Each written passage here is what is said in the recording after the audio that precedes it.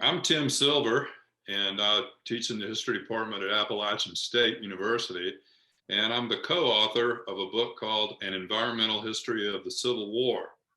One of the questions I always get right off the bat about this book is, what is environmental history?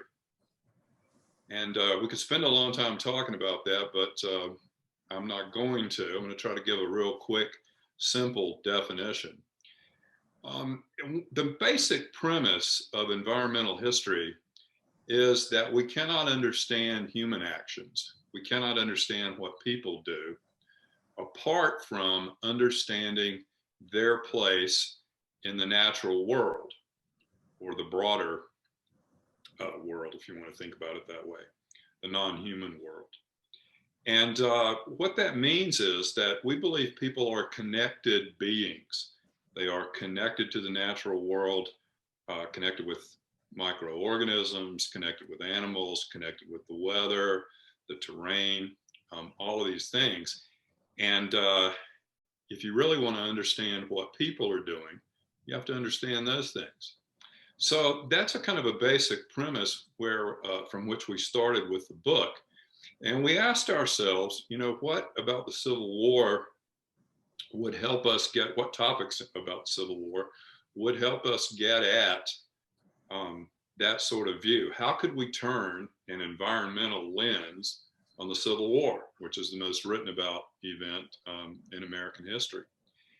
And what we decided, my co-author Judkin and I, is that we could take a look at the Civil War and focus on about 6 different topics. We could talk about disease or sickness. We could talk about the weather, which is another way people are connected to the environment. We could certainly talk about food, which is the way we're all connected with the environment. Animals, since horses were important to the war effort. We could talk about death. That's when human beings actually return to the natural world. And we could talk about terrain. That is the landscape on which this plays out. So we set out to write a book in which we focused on those 6 topics and try to figure out what that might tell us about the Civil War. And today, as Judkin and I talk about the book, we're going to sort of try to show you what an environmental lens on the war might do by focusing on one year, 1862. And we're going to try to talk about all these things, weather, sickness, food, and so on, in the year of 1862. Now, the events of that year are super familiar to Civil War historians, but we hope to show that by turning this environmental lens on those familiar events, we can view them in a different light, in the way an environmental historian would view them. So with that, I'm going to kick it over to my colleague and co-author, Judkin Browning, and let him begin talking about 1862 and the weather. Thank you, Tim. And of course, when you want to talk about the weather in 1862, you start in California, right? And that's what every Civil War buff thinks. Actually, not at all. But we want to start this story in California because it's not something that's very well known to Civil War historians. I would wager most of the books of Civil War history that you've read mention California in a sentence, if barely at all, and most Civil War buffs are unaware of the catastrophic weather events that occurred in California to start the year of 1862. It's a great place to sort of start this discussion as we then talk about how weather was instrumental in that year. Let's just start by saying 1862 was an unusual weather year for a number of reasons. Starting in California, something hit California beginning in late December of 1861 and continuing for several weeks, known as an arc storm. That's A-R-K storm. AR stands for atmospheric river, which is basically an unimaginable amount of water vapor trapped up in the atmosphere that's carried over California from the Pacific Ocean. K represents K as in 1,000, meaning this is a once in a 1,000-year event. And this sort of arc storm, as climatologists refer to it, hit California in early 1862 and completely turned the Central Valley of California into a giant 6,000 square mile inland sea.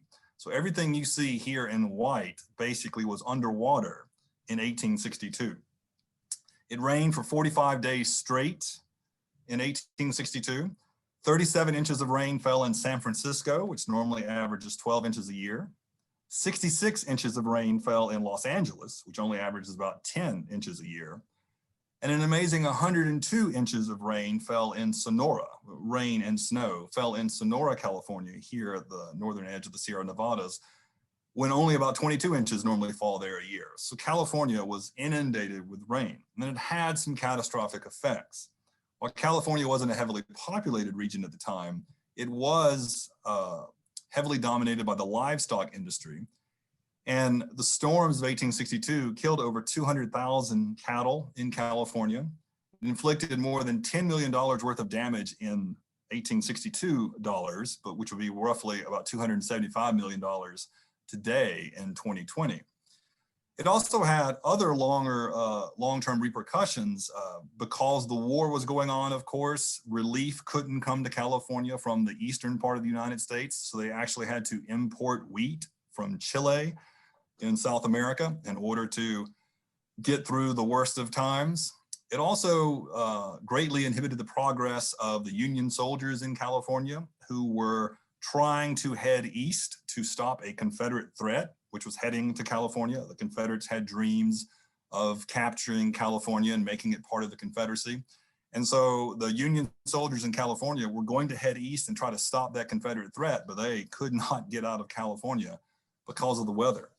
And while California isn't perhaps the most famous weather event to Civil War historians, it is an important one and a good one to sort of start the story. And there's a certain irony to the weather event in California, which is that all of this rain fell in the midst of what Civil War scholars refer to, or what scholars refer to as the Civil War drought. And kick it back to Tim for a minute, and he can give you a little bit more of an explanation of the climate here and the Civil War drought in general before I take it again.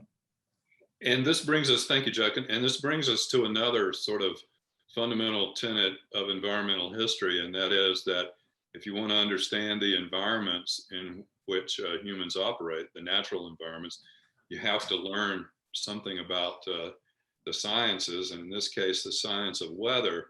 And the simplest explanation for this, to use an explanation that with which we're kind of familiar, we know that there are Pacific currents, El Nino and La Nina, which influence the weather. Generally, El Nino means wetter weather for the eastern and southern half of the US. La Nina means drier weather. The Civil War drought, which meteorologists tell us lasted from 1856 to 1865, came smack in the middle of a La Nina, which is the drier one of the climatic trends in the Pacific Ocean. So you have this sort of high irony of the worst storm anyone can remember in California, and a storm like no one has seen since, occurring in the middle of a drought. Now, you know, a drought in terms of science doesn't mean that it never rains. It just means that the annual rainfall is less than it normally is. And one of the things I like to say when talking about this is that average annual rainfall is a human creation. It's not nature's creation. And the fact that the worst storm in California history can occur smack in the middle of a drought suggests that in order to understand people, we have to account for nature's chaos and a certain amount of an unknown in the natural world. And so it makes this, I think, really, really interesting to think that even in the middle of a drought, you get the worst flood in California history. And of course, California is not, as I mentioned, what is most famous for a weather event in 1862. If we turn to east of the Mississippi River, a lot of people are very familiar with the flood that occurred along the Tennessee River in the winter of 1862. most famously flooding out the Confederate fortification of Fort Henry, which guarded the Tennessee River as you're coming into Tennessee from Kentucky. And this is a famous lithograph depicting the Union naval forces. This is the Union gunboat here approaching the Confederate fort, and you can see they are on the same level because the Tennessee River had risen 30 feet above normal and completely submerged Fort Henry, which in some poor engineering oversight had been established in the floodplain of the Tennessee River. And while this was an important military event, it obscures another big fact that occurred in 1862 that is actually going to have long-term repercussions for the Confederacy, especially in 1862. And that is the same rain that fell on Tennessee and caused the Tennessee River to flood also fell on other parts of the South and caused the Mississippi River, the Yazoo River, and the Ouachita River all to flood that spring. In fact, these three rivers, the Mississippi, the Yazoo, and the Ouachita, saw the worst flooding that they had seen in 50 years occur in 1862. And what it did was it ruined millions of acres of farmland along those regions and greatly reduced the wheat crop, the potato crop, and the oat crop that occurred in those areas. Not just in those areas, but all throughout the South, even in the Shenandoah Valley region, the breadbasket of Robert E. Lee's army later in the war. The Shenandoah Valley experienced such rain that, and the resultant problems that came with it, that their wheat crop was reduced by about 50% in 1862. Throughout the South, across the entire South, scholars estimate that about 1/6 of the Southern wheat crop failed in 1862. And this is going to be a huge problem for the Confederate Army, of course. So with wheat down a lot of potatoes ruined, a lot of oats ruined, the floods of the spring of 1862, in the midst of this Civil War drought, are going to cause a real problem for the Confederate Army as we go forward in 1862. But don't forget about that drought. It is going to come back. The rain is going to stop, and when it stops, the drought returns with a vengeance, and we'll come to that a little bit later.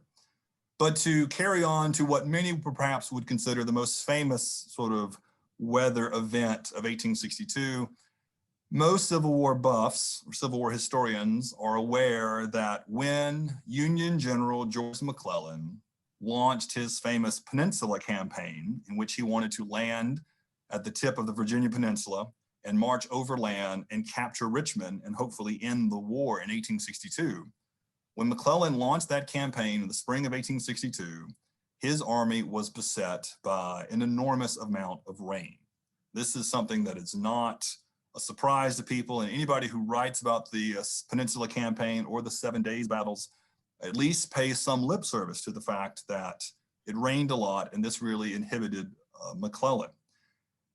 Now, just to say for a moment, Civil War historians have always liked to basically caricature McClellan as the cautious general, perhaps incompetent, perhaps some have accused him of cowardice even.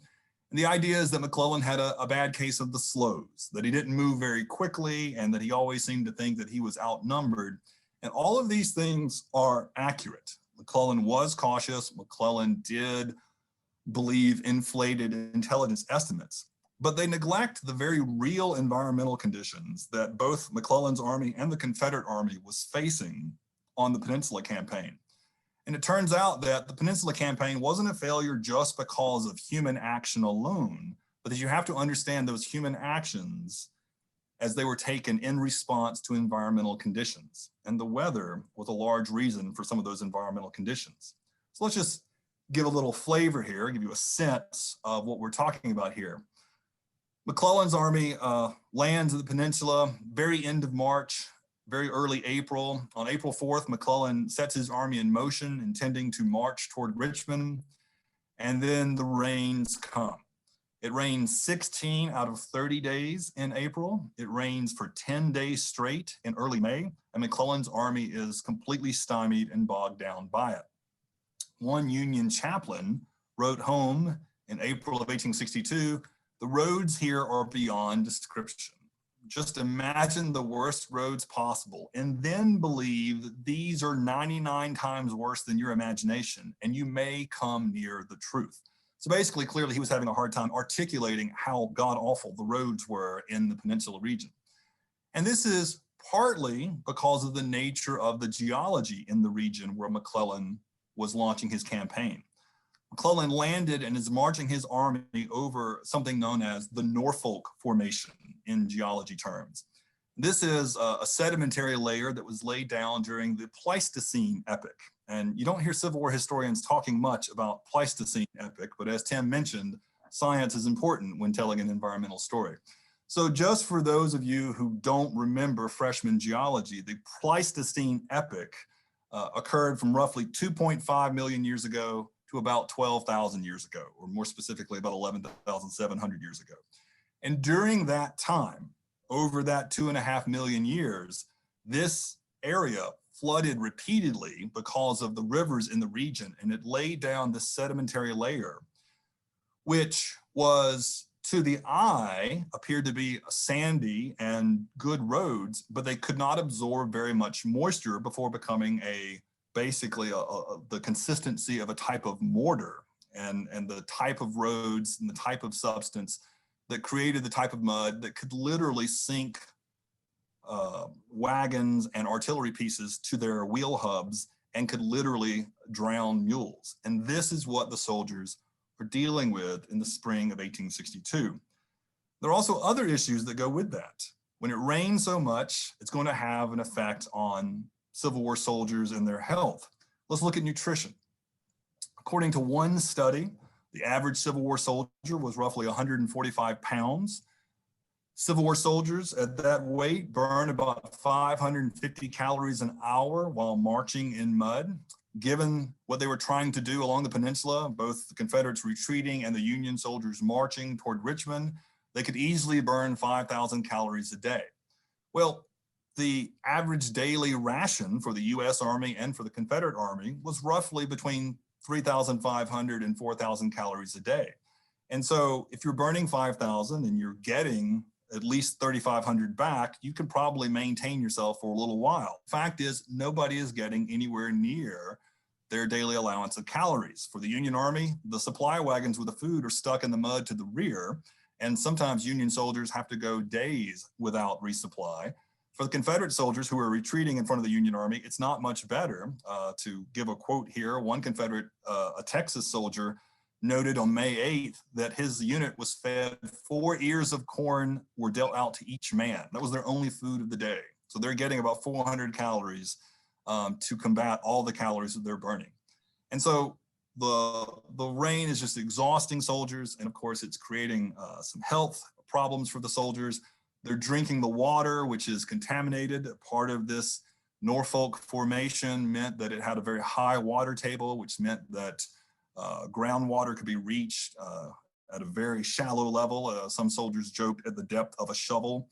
And so it meant that human waste quickly gets into the groundwater. And so soldiers are literally drinking their own waste unknowingly. And it's going to cause a lot of problems. But another aspect of this campaign, and one that perhaps most people don't give a lot of thought to, is not just the human conditions, but there are a lot of horses with these armies as well. General George McClellan had 40,000 horses with him and his army in the Peninsula campaign. And I'm going to turn it back to Tim to let Tim regale you a little bit about what it meant to have horses as such close companions to humans during the war and what it meant for horses. Yeah, and this is one of those places where it really pays, I think, to adopt an environmental perspective on the Peninsula campaign. From a sort of an environmental view, what happens on the Peninsula is tantamount to a gigantic migration of mammals from another place to the Peninsula. Those mammals being soldiers and the animals they brought with them, primarily horses. And one of the ways I like to think about this is think about, to just get an image in your mind of wildebeest sort of migrating on the Serengeti. And so you have humans and animals kind of moving into this new environment. And as you can see from the slide here, horses suffered in battle right along with the soldiers. There are about 6.25 million horses in the United States on the eve of the war. About 1.2 million, or 16% of those horses, died in the war.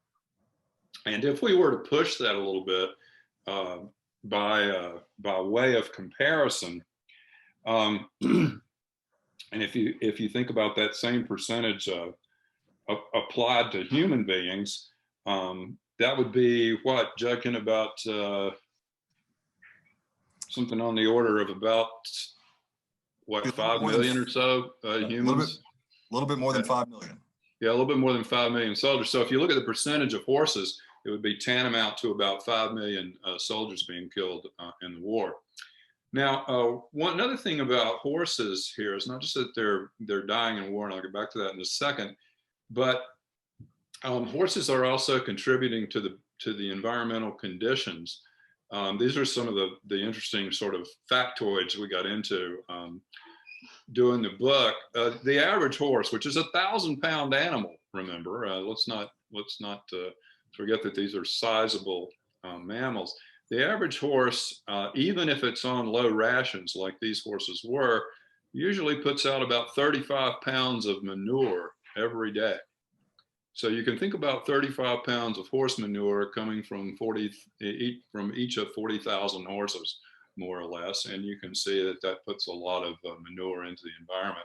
Toss in another 4 gallons of urine from every horse, and you can begin to see that this creates a lot of difficulty in terms of finding clean drinking water. So this is a kind of again, think about this mass mammalian migration here.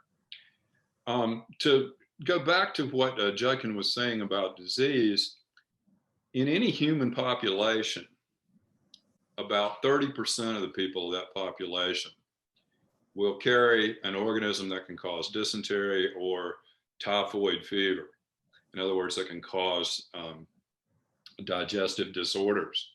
Now, we don't have problems with that as a rule in the modern world because we don't live close enough usually for this to happen.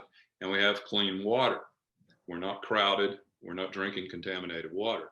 On the peninsula, the opposite was true. Soldiers were working under crowded conditions, and they were drinking contaminated water, not just contaminated by themselves, but also by the horses. Another source of contamination came from the dead horses. And you can see this quote here from after the Battle of Gaines' Mill about dead and dying horses. It's very difficult to dispose of a 1,000-pound animal. In fact, there are only 3 ways, even now, you can really get rid of a dead horse. You can bury it, which is not practical on the battlefield. You can burn it, which they did, and you see in this photo here, at Seven Pines, the fires in the background are actually burning horse carcasses. So you burn that, create a terrible stench, again, contributed to the sort of foulness of the environment. The third way to get rid of a horse is just to leave it where it is. And that's pretty much the course of action that was most often taken during the Civil War. So in essence here, what you have is just a sort of an ideal disease environment. You have people under crowded conditions, drinking water that's unsanitary, short of food, which lowers their immune system. And, it's not surprising that we get these outbreaks of diseases like dysentery and typhoid. Another disease that becomes a problem under these conditions is malaria. And it's not that malaria was unknown up until that point. Malaria had been on the Virginia Peninsula in some shape or form since the 1650s, back in the colonial period. But it sort of faded out as the local population began to spread out and people acquired some immunity to the malarial parasites. Malaria is caused by a parasite. And as you probably know, carried by mosquitoes. They did not know that at the time of the Peninsula campaign. But with this migration of people and animals, you get all sorts of non-immune hosts, usually in the form of soldiers from the north. And so again, it creates a sort of an ideal situation for malaria. They're non-immune hosts, the rain, moving the wagons, the artillery, that sort of stuff around creates ditches, trenches, digging fortifications, creates places for water to collect, and it creates an ideal breeding ground for mosquitoes. And, pretty soon you've got an outbreak of malaria, particularly as, McClellan begins to progress slowly up the peninsula. And as if that were not enough of the problem with disease, toss in a little scurvy among the Union troops. Obviously, the result of not enough rations, but also because even though the Union Army supplied dried vegetables, the soldiers didn't like to eat them because they didn't taste very good. And I know that Judkin has a way of explaining this to talk about how desperate one has to be to go get treatment for diarrhea or dysentery. So I'm going to let him sort of take it at this point. Well, yeah, I mean, so we put this nugget up here, the 920 men out of 1,150 men in the 5th North Carolina Regiment. That was just showing that Confederates were also affected by the disease environment. And so at one point, you had nearly 85% of a unit was affected with typhoid fever because they were all drinking the same water. And once the water is infected, it's almost impossible to avoid it. But as Tim said, by the end of the campaign, 40,000 Union soldiers out of 100,000 are sick, some with typhoid, some with malaria. And even a month later, even a month after the campaign's over, in August of 1862, you have 20,000 Union soldiers still incapacitated by diarrhea. And as I say to my students when I teach this in class, we've all had diarrhea, right? How bad does it have to be for you to report yourself to the hospital for it? And it was the same for the soldiers. Soldiers did not have high opinions of hospitals as a healthy place to go and get better. And so soldiers typically try to avoid the hospital under all circumstances. And so if you have 20,000 soldiers who are registered by doctors as being incapacitated with diarrhea, you probably have at least that many more who have it and who are just trying to ride it out in their tent and trying to fight it off and get past it on their own. And so what the sort of Peninsula campaign reveals is this combination of environmental factors. I mean, the weather played a role, animals played a role, soldiers' health took a severe beating, but also what we didn't really talk about in this, just because in the interest of time, is that essentially Confederate generals utilized the weather conditions and the landscape to their advantage. General John Magruder built some dams along the waterways on the peninsula to block McClellan's crossing points. And so the Confederates utilized the environment effectively. And these environmental conditions really affected McClellan psychologically as well. And McClellan made decisions in response to these environmental conditions, and they sort of played up the worst characteristics of McClellan's innate caution and things of that nature. And so you really can't understand the Peninsula campaign and its outcome simply by saying McClellan was too cautious and Lee was audacious. But it's really how both of those generals managed the environment, managed the sickness situation, and managed their animals. And in the end, the Union Army, when they retreated, because McClellan made these decisions in response to environmental factors, I mean, the Union Army loses the campaign as much by nature, or what nature had to contribute, as by human nature, or the decisions that McClellan made in response to nature. So the environment didn't determine the outcome, but it's McClellan's response to these environmental conditions that did, and he did not respond to them particularly well. And when he left the peninsula with a rather unhealthy army. And we also are going to leave the peninsula here because we're going to advance a little bit further in 1862, and we're going to take ourselves away from Richmond. Robert E. Lee had taken over the army. McClellan is driven away. Lee moves north, defeats the Union Army at the Second Battle of Bull Run, and then Lee decides he wants to launch an invasion of the North. Of course, Lee was heading for Pennsylvania. He thought McClellan was going to move very slowly because, of course, why would you think that? You would just face McClellan in the Peninsula campaign. But as civil war historians realized that Lee didn't get to Pennsylvania, McClellan moved more quickly than Lee expected, partly because he discovered Lee's marching orders serendipitously. And Lee ends up fighting McClellan at the Battle of Antietam, the single bloodiest day of the Civil War. But why does Lee launch his invasion? Why does he think it's necessary at this moment? Let's go back for a moment to what we talked about in an earlier slide. Remember, the flooding in the spring of 1862 had wiped out much of the wheat and potato and oat crop in the South, but also other factors are at play to hurt the South's food production. Once the rain stopped in the summer of 1862, the drought came back with a vengeance. And all the corn crop that had been planted, and farmers who had a bad wheat crop had really high hopes for their corn, the corn was really beat down by the drought. And as a result, the Confederacy also produces a much lower corn crop in 1862. In some places, the corn production fell by 60%. You also have other factors hurting the food production.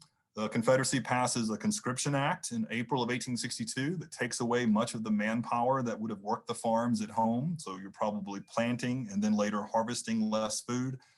Union forces are making inroads into the South. They are occupying millions of acres of Southern farmland, so denying that acreage to foodstuffs for the Confederate Army. And so Lee invades the North as much to acquire food for his army to try to replenish his food stocks as for any political or military reasons. I mean, certainly he was hoping for some European recognition. Certainly he was hoping for a political disaster for the Republican Party in the North, but he was also hoping in a more practical, immediate environment to replenish his food stocks for his soldiers. So his soldiers cross the Potomac River and start marching north. The problem is the food is just not quite ready yet for harvest. It's only a week or two shy of being ready to harvest, but that 10 days to 2 weeks makes a huge difference. And the Confederate soldiers are marching into Maryland and they see corn and they see apples growing on the tree and they're starving. And so they grab it and they eat it, but these foods are not ripe yet. And so these green corn and green apples completely wreck the digestive system of the Confederate soldiers. As one Virginia soldier, Alexander Hunter, said, there was not a man whose form had not caved in, who had not had a bad attack of diarrhea. Every soldier's underclothes were foul and hanging in strips. Now, this is not a romantic image, right? We don't think of Lee's army marching into Maryland, and we don't think of them as guys, bending over to vomit or squatting to defecate along the side of the road into Maryland. But this is the reality of the Confederate army that was marching into Maryland. And of course, they eventually are engaged in battle at Antietam, which becomes the single bloodiest day in American history. And we know that tactically on the battlefield, the battle was more or less a draw, but that Lee retreated the next day, and it turned into a strategic Union victory and perhaps one of the most important victories of the war for the United States.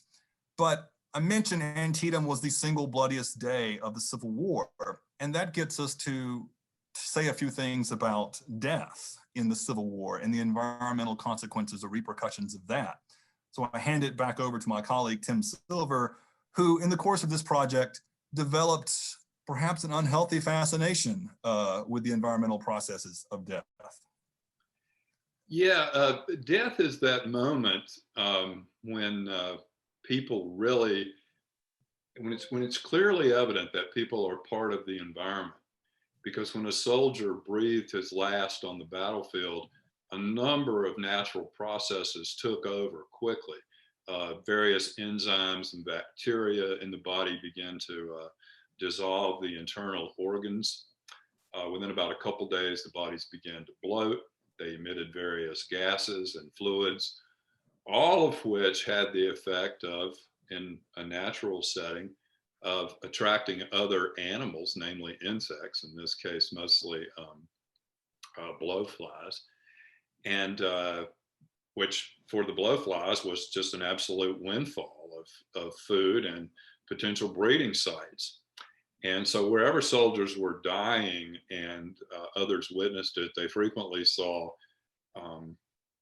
maggots crawling over bodies, organs protruding, fluids running out of nostrils.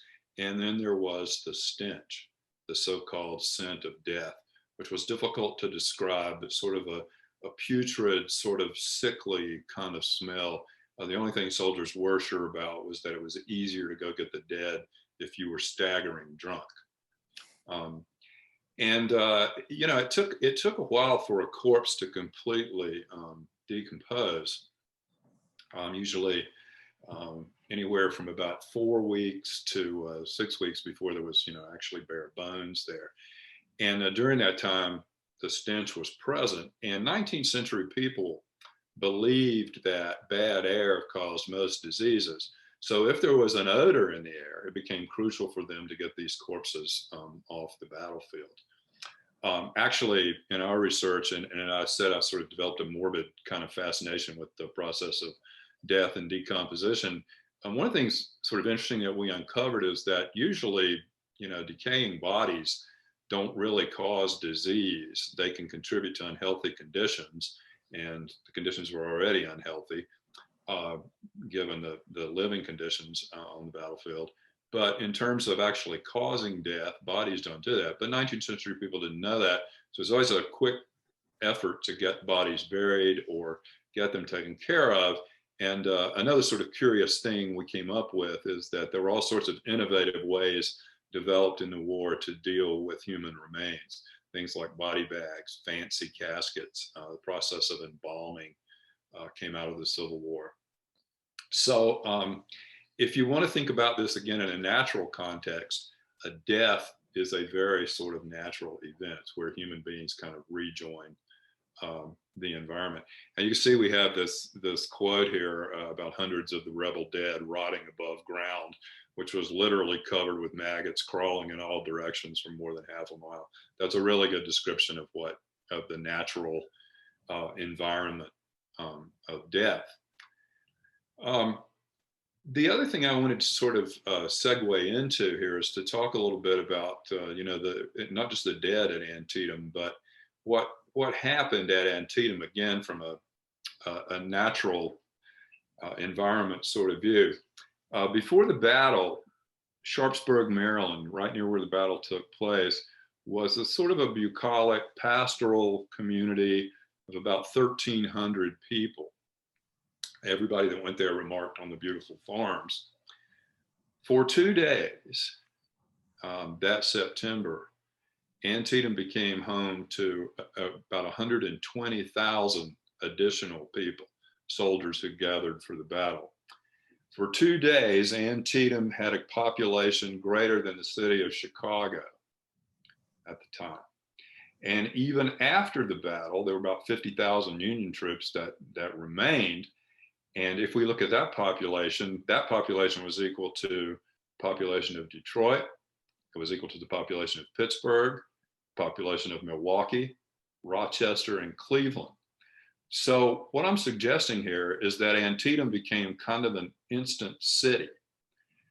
And that brought all sorts of environmental concerns and problems.